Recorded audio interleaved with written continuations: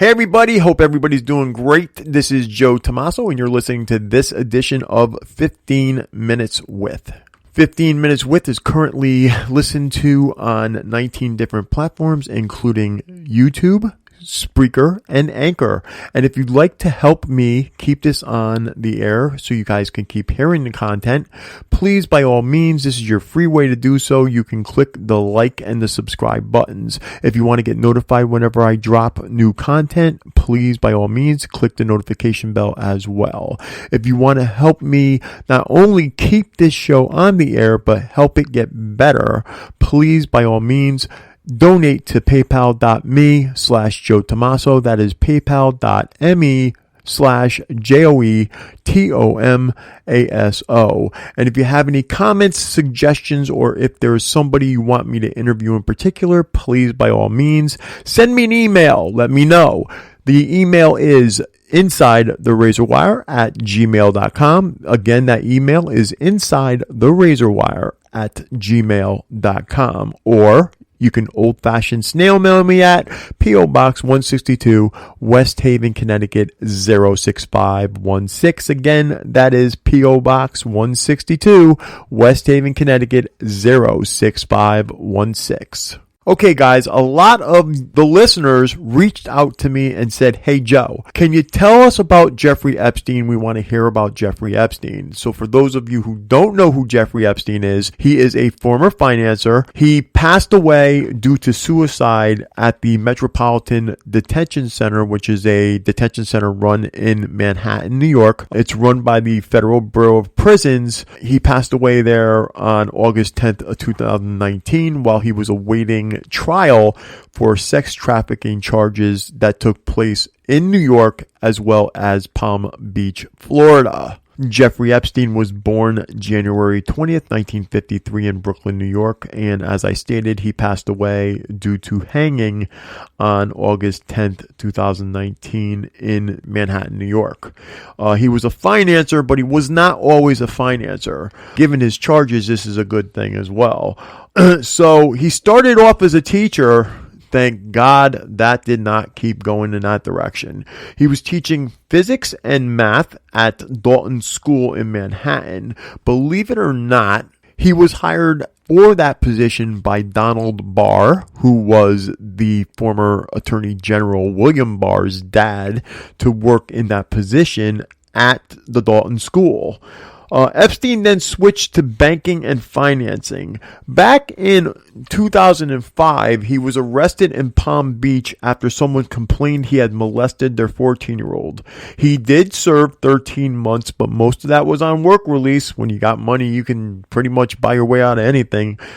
He actually paid to be on work release, so he paid to be free while he was there. He also made an undisclosed settlement. There was a non-disclosure in that case. The feds at that point had actually identified 36 victims as young as age 14. That is 36 victims back in 2005 alone in that case. He was arrested again on July 6, 2019 in New York, and that is when he was charged with the trafficking charges in both New York and Florida. So we're going to go over what the actual indictment reads regarding Epstein's arrest. So here we go. As set forth herein, over the course of many years, Jeffrey Epstein, the defendant, sexually exploited and abused dozens of minor girls at his homes in Manhattan, New York, and Palm Beach, Florida, among other locations. In particular, from at least in or about 2002 up until and including the last in the least in about 2005, Jeffrey Epstein, the defendant, enticed, recruited, and caused to be enticed and recruited minor girls to visit his mansion in Manhattan, New York, the New York residence, and his estate in Palm Beach, Florida, called the Palm Beach residence, to engage in sex acts with him after he would give the victims hundreds of dollars in cash. Now, I just want to tell you guys, you've heard of Epstein before. Epstein's been linked to the Clintons and to Prince Andrews. In fact, when he passed away, there was all kinds of stuff that happened where they couldn't find the videos of his cell. Conveniently, the guards that were charged to watch him, the guards that were supposed to be watching him, they did not check on Epstein for over 14 hours. And magically, there's no camera footage either. So there was some conspiracy themes that were going around there. But I can tell you from what I'm going to read you, Epstein definitely killed himself. He gave the victims hundreds of dollars. Moreover, in order to maintain and increase his supply of victims, he also paid certain of his victims to recruit additional girls to be similarly abused by him. This way, he created a vast network of underage victims for him to sexually exploit in locations including New York and Palm Beach. Epstein also had a private island. He also had a plane. This guy, I mean, it's amazing what you can do when you have money and how you can avoid prison. But as we all know, this caught up with him finally back in July of 2019. The victims described herein were as young as 14 years old at the time they were abused by Jeffrey Epstein, the defendant, and were, for various reasons, often particularly vulnerable to exploitation. Epstein intentionally sought out minors. He knew that many of his victims were in fact under the age of 18, including because in some instances the minor victims actually told them their age.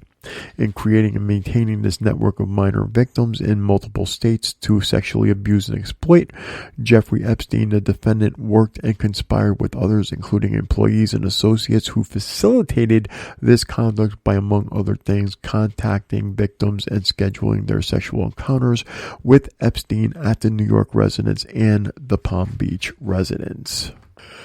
During all time periods charged in this indictment, Jeffrey Epstein, the defendant, was a financier with multiple residents in the continental United States, including the New York residence and the Palm Beach residence. Beginning in at least 2002, Jeffrey Epstein, the defendant, enticed and recruited and caused to be enticed and recruited dozens of minor girls to engage in sex acts with him, after which Epstein paid the victims hundreds of dollars in cash at the New York residence and the Palm Beach residence. In both New York and Florida, Jeffrey Epstein, the defendant, perpetuated this abuse in similar ways. Victims were initially recruited to provide massages to Epstein, which would be performed nude or partly nude, and would become increasingly sexually in nature.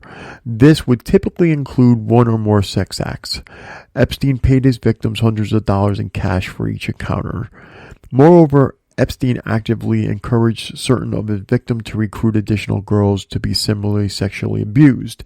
Epstein incentivized his victims to become recruiters by paying these victim recruiters hundreds of dollars for each girl they brought to him. In doing so, he maintained a steady supply of new victims to exploit. The New York residence. At this time, relevant to the indictment, Jeffrey Epstein, the defendant, possessed and controlled a multi-story private residence on the Upper East Side of Manhattan, New York, i.e., this was called the New York residence. Between at least in or about 2002 and in or about 2005, he abused numerous minor victims at the New York residence by causing these victims to be recruited to engage in paid sex acts with him. When a victim arrived at the New York residence, she typically would be escorted to a room with a massage table where she would perform a massage on Jeffrey Epstein, the defendant. The victims, who were as young as 14 years old, were told by Epstein or other individuals to partially or fully undress before beginning the massage. This guy was sick. Anyways, during the encounter, Epstein would escalate the nature or scope of the physical contact with his victim to include, among other things, sex acts such as groping and direct and indirect contact with the victim's genitals. Epstein typically would also masturbate during these sexualized encounters, asked the victims to touch him while he masturbated, and touched the victim's genital with his hands or with sex toys. In connection with each sexual encounter, Jeffrey Epstein, the defendant, or one of his employees or associates paid the victims in cash. Victims typically were paid hundreds of dollars in cash for each encounter.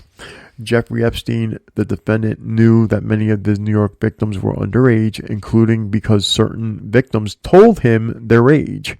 They actually said, "I am 14 years old. I am 15 years old." Further, once these minors were recruited, many were abused by Epstein on multiple subsequent occasions at the New York residence. Epstein sometimes personally contacted the victims to schedule appointments at the residence. In other instances, he directed employees or associates, including a New York-based employee, which is known as employee number 1, to communicate with victims via telephone and arrange for these victims to return to the New York residence for additional sexual encounters. Okay, so we're going to come out of this right now. We know this happened both in New York and in Palm Beach. There are other people, employees that he paid. If he didn't call them himself, he had these people call. Epstein's also known to have gone on a plane, which was dubbed Lolita 1. Okay, and on this plane, it is known that he had at least one former U.S. president, as well as Prince Andrew himself on that plane. They were also at the island. And it's really funny how these guys say they didn't know Epstein when there's pictures, hundreds of pictures out there of Epstein with these people. Now, a lot of people are saying that Epstein didn't kill himself, somebody got to him, etc., etc.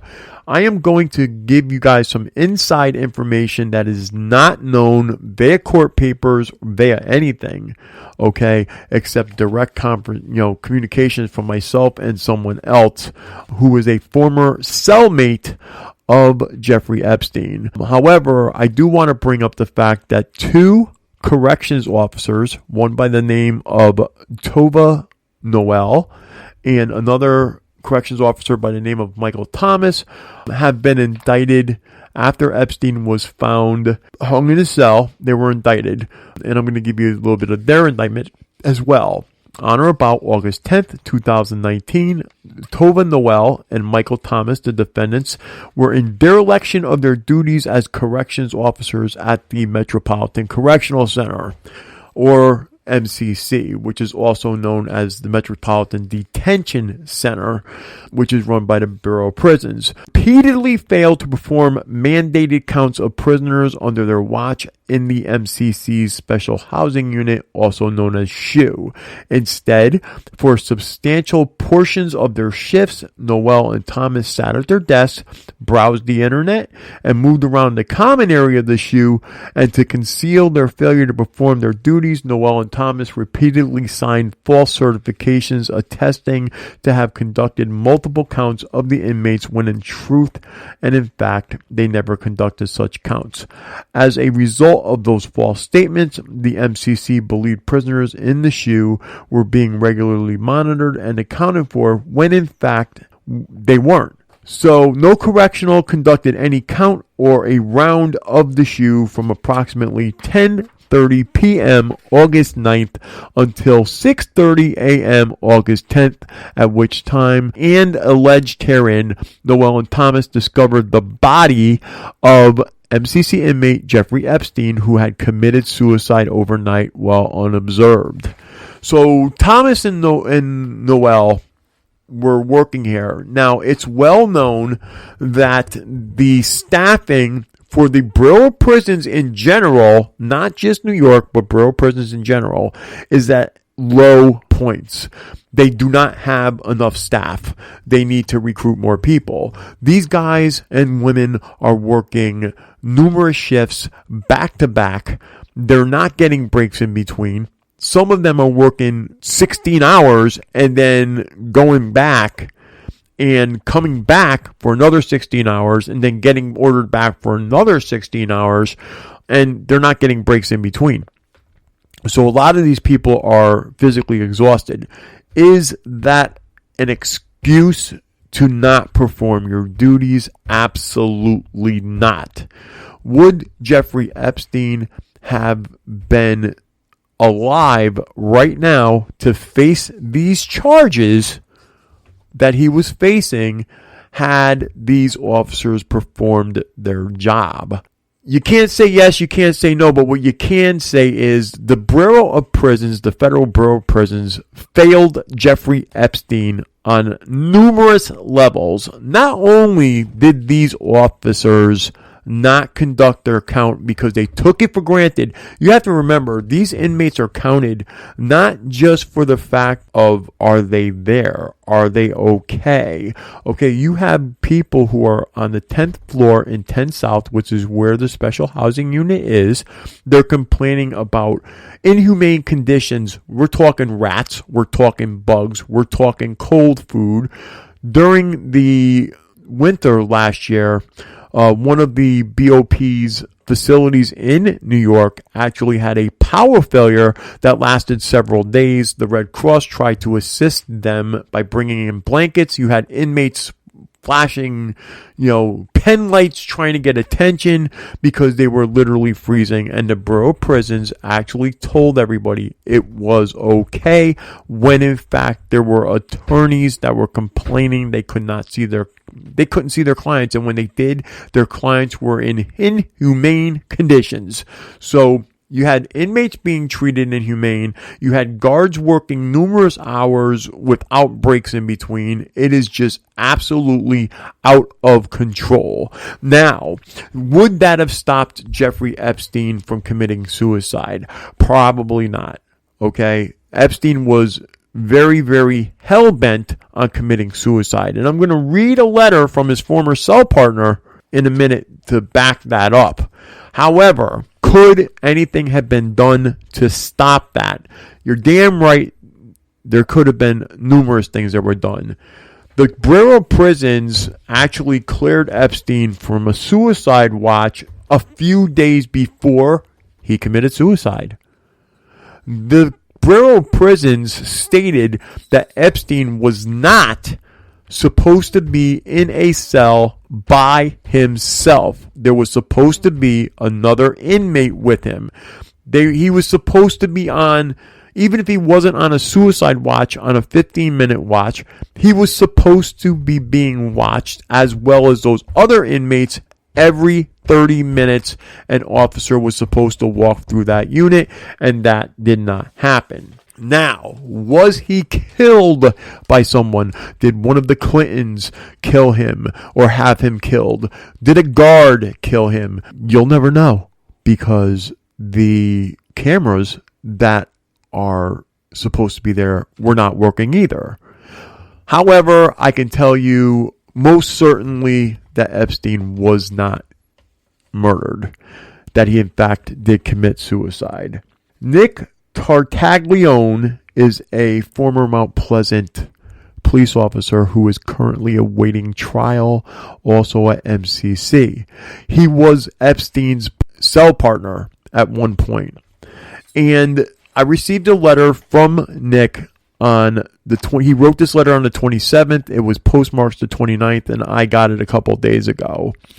And I actually know this gentleman from when he was working at Mount Pleasant Police Department, and I myself was a Mount Pleasant medic for MetroCare. Never had any problems. Anyways, here's what we're going to say. Epstein was a complete disaster. The Bureau of Prisons lost the video that shows I did not attack him. Tartaglione was actually accused of attacking Epstein the first time Epstein tried to commit suicide, or the first time that they knew he tried to commit suicide. I hear so much bullshit on how Epstein was killed by someone. He wasn't. He killed himself. I stopped him 3 times before the time he said I attacked him. He said if he did not kill himself, they will hurt people he loves. They meaning these high-profile people. Okay? He also said some interesting things about Prince Andrew. Scary how much a creep can get away with when he has money. That's just part of what was written to me. What Tartaglione, his cell partner, is saying is that he, Tartaglione, stopped Epstein from trying to commit suicide on 3 separate occasions. And then when he kept stopping him, Epstein came up with a story, told the BOP, hey, this guy, tried to attack me, blah, blah, blah. It was Epstein's way to try and get a different cell partner who maybe didn't care, or to get in a cell by himself when BOP said there's no way this guy is going to be by himself. They saw this coming. There's no ifs, ands, or buts about it. They saw Epstein trying to and possibly committing suicide. So now you have Tobin Noel and Michael Thomas indicted in the death of Jeffrey Epstein. You have Jeffrey Epstein will never face trial for these charges. Miss Maxwell, who is known to have recruited several people for Epstein, is magically nowhere to be found. Where is she? Nobody knows. When you have that kind of money, you can fly under the radar. And that's literally what she's doing, is flying under the radar. My suggestions from the Bureau of Prisons regarding what happened and making sure it never happens again. Oh, speaking of which, let's go back to the Bureau of Prisons, shall we? There's another high-profile inmate out there that has nothing to do with this case, but it shows the level of mistreatment by the Bureau of Prisons. Larry Lawton is a federal inmate who's out there, and he did his time. He is known as the country's biggest and best jewel thief. He turned his life around after doing 12 years. He actually helps kids avoid getting into trouble now. He's the only known honorary policeman who is a convicted felon. That said in itself, Larry Lawton took his life and turned his life around. That man, Larry Lawton, spent 11 months, at one time, 11 months in the hole where Epstein was. Not at the same facility. He was beat, he was pissed on, and he was maltreated by the guards. They spit in his food. This is what people are seeing. You're not seeing this. You're not seeing this. You, the general public, and for those of you who believe these guys deserve this, you are out of your freaking mind. Nobody deserves to be treated like an animal. Nobody. We have people who are in prison for murder that were treated better than Larry Lawton. He was pissed on by guards and nobody did anything. Who's to say that Epstein wasn't getting treated in the same way? That's what happens when the Bureau of Prisons is not policed. You cannot police the police. Okay? You have these guards working hours and hours and hours. You have no relief. You have guys getting held over. You don't have guys to come in and relieve them, period, because there's not enough personnel.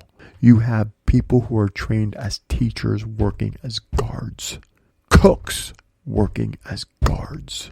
Yes, they're cross-trained, but they're taught to work at other jobs. You have electricians working as guards. So these guys are working 16 hours a day for multiple days straight because there's not enough people to fill the positions. And you know why? Because they treat their employees like shit. You treat them like shit, they're going to treat the inmates like shit. Not just that. You have some of these facilities, MCC is a perfect example.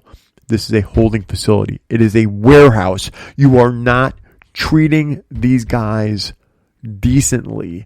You're not training them to come out and be productive members of society. You are holding them in a cell multiple hours. These guys are getting very angry. They don't want... What incentives are they getting? And then you have the guards getting angry because they're being mistreated, and it's a vicious cycle. So I'm going to end it at this, on this edition. We're going to come back and talk to you about Epstein at another date. I got other information from Nick Tartaglione I'm going to be passing on to you guys. Thanks for listening. Thank you for listening to 15 Minutes With. I hope you've enjoyed this edition. If you have enjoyed this edition of 15 Minutes With, please hit the like and the subscribe button. You can also help me keep this show going and watch it get better by donating to paypal.me/Joe Tomaso. That address again is paypal.me/JoeTomaso. 15 Minutes With is constantly looking for new content to upload and new people to interview. If you would like to share your story, or if there's someone you would like to see us interview, please email us at insidetherazorwire@gmail.com. That email address again is insidetherazorwire@gmail.com. Last but not least, again, if you like to support this channel, please subscribe and hit the like button. Until next time, we'll be seeing you